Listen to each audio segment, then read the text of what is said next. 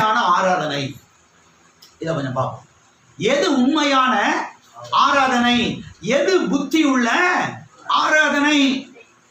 நம்ம என்ன நினைக்கிறோம்? பொதுவா கிறிஸ்தவங்கள்லாம் தலையில முக்காடை போட்டு 3 அலையிலேயே சொல்லிட்டா அது ஆராதனை. இருக்கிறீங்களா? போயிட்டீங்க. ஒயிட் பேண்ட் ஷர்ட் போட்டு, ஒயிட் ஷர்ட் வேஸ்டி கட்டி, ஒயிட் ஜிப்பா ட்ரெஸ் போட்டு, கையை தட்டி அல்லேலூயா அல்லேலூயா சொல்லி டான்ஸ் ஆடி, பாட்டு பாடி, குதிச்சு, அடுத்தவங்க மேல விழுந்து, பாயை கிழிச்சிட்டா, பைபிளை கிழிச்சிட்டா, அதுதான் உண்மையான ஆராதனை என்று நாம் என்ன செய்கிறோம்? நினைக்கிறோம். தோத்துறோம். ஒயிட் அண்ட் ஒயிட்டுக்காக. பிளாக் அண்ட் பிளாக் போட்டாலும் தப்பு இல்லை, ஒன்றும் பிரச்சனை இல்லை. முக்காடு போடுறதுனால தப்பு இல்லை. முக்காடு போடுங்க, ஸ்தோத்திரம் போடுங்க, கர்த்தருடைய வசனம் சொல்லுகிறது நல்லதுதான், சந்தோஷம் தான். ஒயிட் அண்ட் ஒயிட் போடுறது நல்லதுதான், சந்தோஷம், ஒன்றும் பிரச்சனை எல்லாம் கிடையாது. ஆனால் உண்மையான ஆராதனை என்று சத்தியவேதம் சொல்லுகிறது. எது புத்தி உள்ள ஆராதனை என்று சத்தியவேதம் சொல்லுகிறது? வாசிப்போ ரோமருக்கு எழுதிய நிருபம் 12ஆம் அதிகாரம் 1ஆம் வசனம். அப்படி இருக்க சகோதரரே, நீங்கள் உங்கள் சரீரங்களை பரிசுத்தமும் தேவனுக்கு பிரியமுமான ஜீவ பலியாக ஒப்பு கொடுக்க வேண்டும் என்றும் தேவனுடைய இரக்கங்களை முன்னிட்டு உங்களை வேண்டிக் கொள்கிறேன். இதுவே நீங்கள் செய்யத்தக்க புத்தி உள்ள ஆராதனை. எது புத்தி உள்ள ஆராதனை? எது புத்தி உள்ள ஆராதனை? இங்கே நாம் பார்க்கிறோம். சகோதரரே, நீங்கள் உங்கள் சரீரத்தை பரிசுத்தமும், எதை பரிசுத்தமும்? சரீரத்தை பரிசுத்தமும், உங்கள் சரீரத்தை ஜீவ பலியாகவும் ஒப்பு கொடுக்கணும். அப்படி ஒப்பு கொடுக்கிறது தான் எப்படிப்பட்ட ஆராதனை? புத்தி உள்ள ஆராதனை.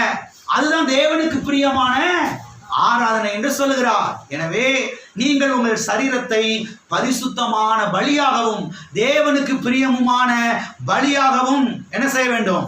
ஒப்பு கொடுக்க வேண்டும். அப்படி ஒப்பு கொடுப்பதுதான் புத்தியுள்ள ஆராதனை என்று இங்கே சொல்லப்பட்டிருக்கிறது. ஆமென். அசுத்தமான சரீரமாக அல்ல, பரிசுத்தமான சரீரமாக ஒப்பு கொடுக்க வேண்டும். அதுதான் புத்தி உள்ள ஆராதனை. அப்ப புத்தி இல்லாத ஆராதனை என்று ஒன்று இருக்கிறது. எது புத்தி இல்லாத ஆராதனை? சரீரத்தை ஒழுக்கக்கேடாய் நடத்துவது, சரீரத்தை அசுத்தமாக நடத்துவது, அசிங்கமான காரியத்துக்கு, கெட்ட காரியங்களுக்கு ஒப்பு கொடுப்பது, அதற்கு நேராக தீவிரித்து போவது, அதுதான் புத்தி இல்லாத ஆராதனை. எத்தனை பேர் புத்தி உள்ள ஆராதனையை செய்ய விருப்பப்படுறீங்க? ஆமென். எது புத்தி உள்ள ஆராதனை? உங்க சரீரத்தை பரிசுத்தமாக கர்த்தருக்கு என்ன செய்ய வேண்டும்? ஒப்பு கொடுக்க வேண்டும். வாசிப்போ ரோமருக்கு எழுதிய நிருபம் 6ஆம் அதிகாரம் 19வது வசனம். உங்கள் மாம்ச பலவீனத்தின் நிமித்தம் மனுஷர் பேசுகிற பிரகாரமாய் பேசுகிறேன். அக்கிரமத்தை நடப்பிக்கும்படி முன்னே நீங்கள் உங்கள் அவயவங்களை அசுத்தத்திற்கும் அக்கிரமத்துக்கும் அடிமையாக ஒப்பு கொடுத்தது போல இப்பொழுது பரிசுத்தமானதை நடப்பிக்கும்படி உங்கள் அவயவங்களை நீதிக்கு அடிமையாக ஒப்பு கொடுங்கள். 2 வாழ்க்கை குறித்து பேசுகிறார். பழைய வாழ்க்கை, புதிய வாழ்க்கை. இயேசு கிறிஸ்துவை ஏற்றுக்கொள்வதற்கு முன்பதாக பழைய வாழ்க்கை, இயேசு கிறிஸ்துவை ஏற்றுக்கொள்வதற்கு பின்னதாக புதிய வாழ்க்கை. அப்ப பழைய வாழ்க்கையில என்ன பண்ணணும்? இந்த சரீரத்தை அசிங்கம் பண்றதுக்கு, அசுத்தம் பண்றதுக்கு ஒப்பு கொடுத்திருந்தோம். அது ரொம்ப தீவிரமா போயிருந்தோம், அது ரொம்ப ஆர்வமா இருந்தோம். எல்லாம் இருக்கிறீங்களா? இப்ப என்ன சொல்றாரு? இப்ப ரட்சிக்கப்பட்டதுக்கு பிறகு உங்க சரீரத்தை என்ன செய்யுங்க? பரிசுத்தமானதை நடப்பிப்பதற்காக, நீதியான காரியத்தை நடப்பிப்பதற்காக என்ன செய்யுங்க? ஒப்பு கொடுங்கள் என்று சொல்லுகிறார். அப்ப அடிக்கடி ஜெபத்துல என்ன பண்ணணும்? எப்படிப்பட்ட ஜெபத்தை செய்யணும்? கர்த்தாவே, என் சரீரத்தை பரிசுத்தமான நடப்பிப்பதற்காக ஒப்பு கொடுக்கிறேன். இப்படி ஜெபம் பண்றோமா? எதற்காக ஜெபம் பண்றோம்? பரிசுத்தமா வாழ்றதே ரொம்ப கஷ்டமா இருக்கு பாஸ்டர் இந்த உலகத்துல. எங்கிட்டாவது விழுந்துடுறேன் உள்ள போய். நம்ம பாட்டுக்கு சும்மா இருந்தாலும் எவ்வளவு என்ன செய்யறாங்க, வாடா தண்ணி அடிக்க வாடா கூப்பிடுறாங்க, சீரட் அடிக்க கூப்பிடுறாங்க, வாடா சினிமா தேட்டருக்கு போகணும்னு கூப்பிடுறாங்க. சும்மா இருந்தாலும் விட மாட்டேன், தொலைய மாட்டேங்கிறாங்க.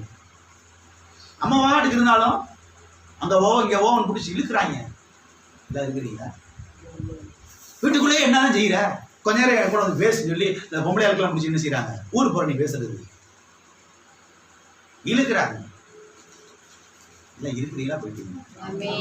சரியா சொல்றா தவறா சொல்றேன்? அதுதான் பாசிட்டிவ். அப்படிப்பட்ட காரியத்துல நீங்க செயல்படாம இருக்கிறதுக்கு இப்படிப்பட்ட ஒரு ஜெபத்தை நீங்க ஏறெடுக்கணும். முன்கூட்டி நீங்க ஏறெடுக்கணும்.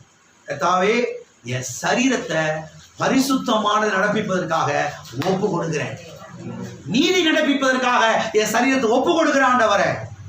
தகப்பனே, இந்த சரீரம் உமக்கு சொந்தம். இந்த சரீரத்துக்கு நான் கணக்கு கொடுத்தே ஆக வேண்டும். இந்த சரீரத்தை நான் பரிசுத்தமாய் ஆண்டு கொள்ள வேண்டும். இந்த சரீரத்தை நான் கனமாய் ஆண்டு கொள்ள வேண்டும்.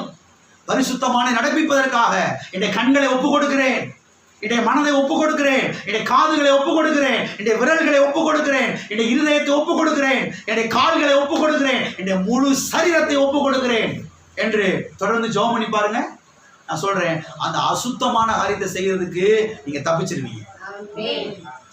ஆமென். அசுத்தமான காரியத்தை செய்யறதுக்கு நீங்க தப்பிச்சிருவீங்க. தப்பிக்க கர்த்தர் உங்களுக்கு உதவி செய்வா. அது மேல ஒரு வாஞ்சையா இருக்கணும். அப்படிப்பட்ட ஒரு ஜெபத்தை ஏறெடுக்கணும். பரிசுத்தமாய் வாழ்றதுக்கு, நீதி நடப்பிப்பதற்கு நீங்கள் என்ன செய்ய வேண்டும்? விரும்ப எத்தனை பேர் இந்த ஜெபத்தை பண்ண நினைக்கிறீங்க?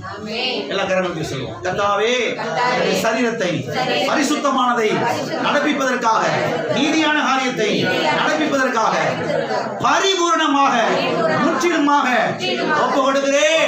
பரிசுத்த ஆவியானவரே, என்னுடைய சரீரத்தை ஆட்கொள்ளும், ஆளுகை செய்யும். ஆமென். ரோமர் 6ஆம் அதிகாரம் 13ஆம் வசனத்தை வாசிப்போம். நீங்கள் உங்கள் அவயவங்களை அநீதியின் ஆயுதங்களாக பாவத்துக்கு ஒப்புக்கொடாமல் உங்களை மரித்தோரிலிருந்து பிழைத்திருக்கிறவர்களாக தேவனுக்கு ஒப்பு கொடுத்து உங்கள் அவயவங்களை நீதிக்குரிய ஆயுதங்களாக தேவனுக்கு ஒப்பு கொடுங்கள். தேவனுக்கு ஒப்பு கொடுத்து என்று எழுதப்பட்டிருக்கிறது. தேவனுக்கு ஒப்பு கொடுங்கள் என்று சொல்லப்பட்டிருக்கிறது. நீதிக்குரிய ஆயுதங்களாக ஒப்பு கொடுங்கள் என்று சொல்லப்பட்டிருக்கிறது. அப்ப அநீதிக்குரிய ஆயுதங்களாக ஒப்பு கொடாமல் நீதிக்குரிய ஆயுதங்களாக என்ன செய்ய வேண்டும்? நம்முடைய சரீரத்தை ஒப்பு கொடுக்க வேண்டும். இந்த உலகத்தில் அநேகர் பாருங்க, அநீதிக்கு தான் ஒப்பு கொடுத்துருக்கிறாங்க சரீரத்தை, அநியாயம் பண்றதுக்கு, அநீதியான காரியத்தை நடப்பிப்பதற்கு, கெட்ட காரியத்தை நடப்பிப்பதற்காக தான் தங்களுடைய முழு சரீரத்தையும் அவங்க செஞ்சிருக்கிறாங்க. ஆனா தேவனுடைய பிள்ளைகள் இதெல்லாம் அறிந்து கொள்ள வேண்டும். சத்தியத்தை அறிந்து கொள்ள வேண்டும். வார்த்தை அறிந்து கொள்ள வேண்டும். இதெல்லாம் கவனித்து முழு சரீரத்தையும் என்ன செய்ய வேண்டும்? கர்த்தருக்கு, பரிசுத்தத்திற்கு, நீதியான காரியத்தை நடப்பிப்பதற்கு என்ன செய்ய வேண்டும்? ஒப்பு கொடுக்க. அப்ப எது புத்தி உள்ள ஆராதனை? எது உண்மையான ஆராதனை? ஆமென். கவனிக்கிறீங்களா? சரீரத்தை பரிசுத்தமா வச்சுக்கிறது தான், சரீரத்தை பரிசுத்தமான காரியத்துக்கு ஒப்பு கொடுக்கிறது தான், தேவனுக்கு ஒப்பு கொடுக்கிறது தான் அது உண்மையான ஆராதனை. ஆமென்.